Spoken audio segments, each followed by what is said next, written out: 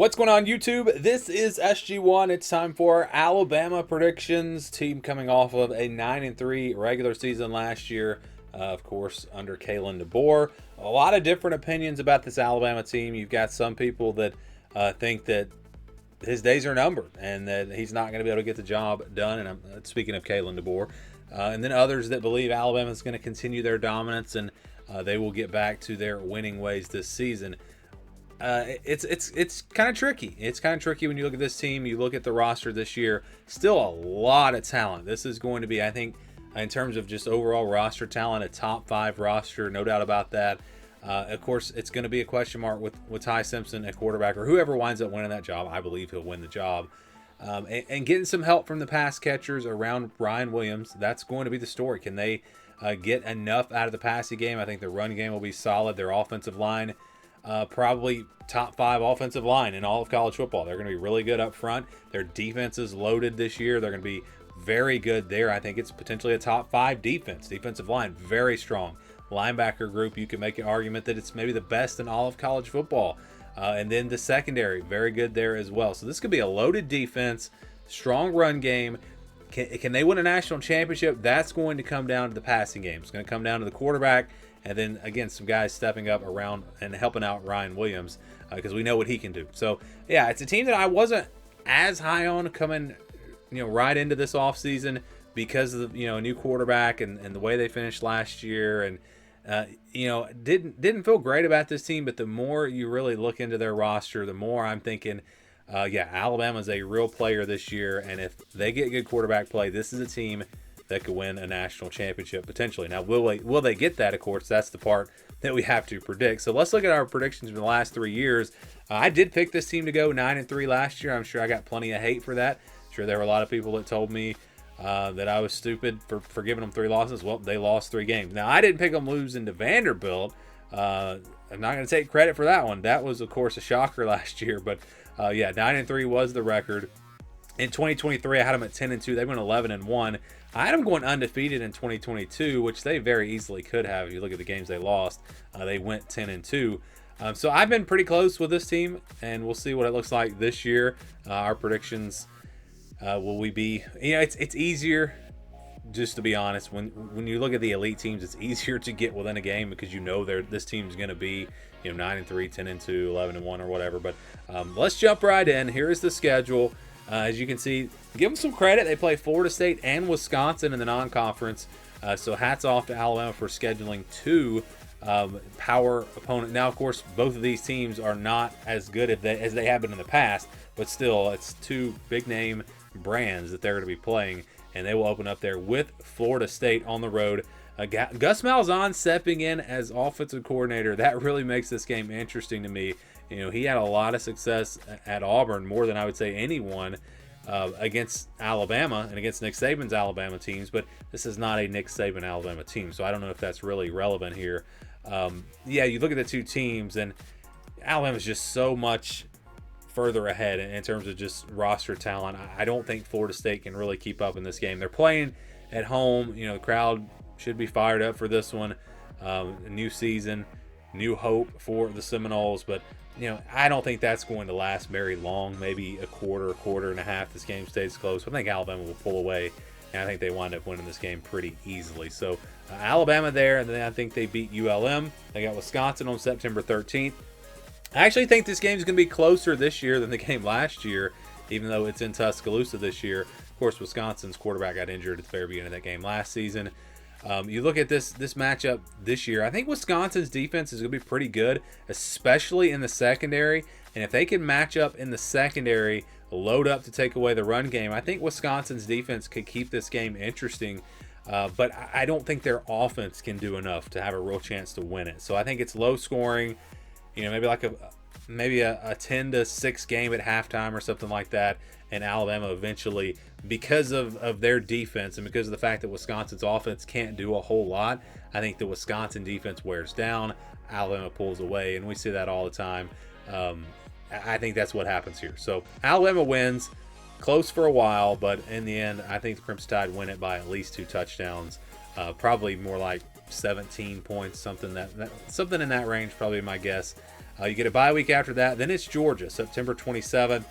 Pretty even matchup this year when you look at the two rosters. I don't really see any big advantages or disadvantages in this one. Of course, you got the mental side of this where Alabama has kind of owned this series, but then you've got the home field advantage for Georgia, so that's going to play into this one as well. Both teams with quarterbacks that don't have a ton of experience. They haven't proven a whole lot, so yeah, I think it's a really even matchup here. I think Alabama might have a little bit better defense than Georgia this year, but when you look at Kirby Smart and his ability to get his teams up for big games, I think Ty Simpson coming in there, or whoever winds up being the quarterback for Alabama, coming into that environment, yeah, Florida State, that's going to be a tough game on the road, but you're not matching that environment with a really good defense like Georgia is going to have. And so I think the crowd has a big impact in this one, and that great Georgia defense. I think that's the difference in this game, because I think both offenses maybe struggle a little bit here. I think Georgia's defense, though, plays a little bit better. Maybe they get a pick six, something like that, and that propels them to a win. So I think Georgia overcomes the Alabama opponent here, and Georgia gets the win in this one. So first loss of the year for the Crimson Tide. Then they get Vanderbilt on October 4th. This is a revenge game, and you don't often say a team is going to have a revenge game against Vanderbilt, but I think they absolutely will this year. I think they will come in laser focused, ready to go, coming off of a loss. They will be angry. I think this is a bloodbath. I think Alabama wins this game by, I'm talking about potentially 35, 42 points. Like, that's the kind of blowout I'm expecting in this game. I just think that they will come out there and make a statement. So I'm expecting a big win. Now, that's what we would see in the Nick Saban era.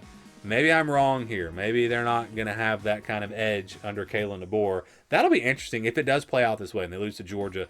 How does that team respond? Because if it was a Nick Saban team, they would come out angry. They would blow out a team like Vanderbilt. And Vanderbilt, yes, they've made some strides, but if you just look at their roster, their talent, they cannot match up with an Alabama team if Alabama plays their A game. So I think it's a blowout. I think Alabama gets this win. Then you get Missouri next, October 11th. Looking ahead potentially to Tennessee the next week. Is this a trap game coming off of a blowout win potentially? I think this Missouri team might be good for a big win this year. I think this could be potentially an upset. I like their defense, especially, their secondary is really good. Their defensive line should be strong. Kind of what we talked about with Wisconsin. If the secondary can take care of business in the passing game, and plus you've got a defensive line that can maybe get after the quarterback, which is something they're going to have probably a little bit better than Wisconsin. Again, just kind of making that comparison because we have two good secondaries here. Wisconsin and Missouri both should have really good secondaries. But to my point here, I think if their secondary can win those matchups without, basically without needing a lot of help, you can force the linebackers step up. They help in the run game and almost force Alabama to try to throw the football, and maybe they're not able to. It's on the road. That's actually a tricky place to play, Missouri. And I think Missouri can have a little bit better offense than Wisconsin. I think they have the offense to potentially score a little bit in this game and pull off the upset. So I'm going big upset here, Missouri over Alabama, and already 2 losses heading into the Tennessee game. But I think this Alabama team is a team that will be better at the end of the year than they are at the beginning of the year. And then mostly, because they're going to have a young quarterback. Tennessee is next on October 18th. Tennessee team that I think will be solid on defense. Should be really good on defense, in fact. But you look at the offense, I'm sure it'll be solid just because, it's a Josh Heupel offense. They'll be able to score. But will they be able to score against an elite defense like this? I think that's probably going to be a challenge for them. I think this is a lower scoring game. But I think Alabama's defense is the difference. Plus, they're playing at home. It's another revenge game. Give me Alabama here to beat Tennessee by a couple touchdowns. Then you got South Carolina on October 25th. This is going to be a great matchup here. That was one of the more underrated games of the season last year. Alabama, South Carolina. South Carolina felt like they had that game won. They gave it away. I think it was a fumble. Then they wound up getting that onside kick. Had a chance. That was a really fun game. But anyways, back to this year. I think Alabama's secondary is probably going to make the difference in this game. I think they can force South Carolina to become one-dimensional here. I think that their secondary will be able to lock down these South Carolina receivers. I'm not really worried about South Carolina's passing game in this particular matchup. And so then they can kind of load up to stop the run, get some pressure on Lenore Sellers. I know he's an electric athlete, but if they can slow him down on the ground, I don't think South Carolina's able to score enough in this one. I think it's a close one. I think it's a very good game again this year. But I think Alabama will edge them out mostly because of their defense. Next, you've got LSU coming off of a bye week. That was last year's game. Kind of surprised me. You look at this one. I think it's almost like a toss-up. These two teams pretty even. LSU, it's going to come down to their defense, and do they get better? They've got the talent, but can they put it all together? If they can, I think this could be a very close game. If their defense struggles, Alabama coming off of a bye week, they might score some points in this one. So, again, pretty even matchup. Basically, I would say basically a toss-up, but it's home field advantage could be the difference here as well with Alabama playing at home. I'm going to go Crimson Tide over LSU in what should be another good one. You had Oklahoma November 15th, another revenge game for Alabama. I actually think that this Oklahoma team will be much better than the Oklahoma team Alabama played last year.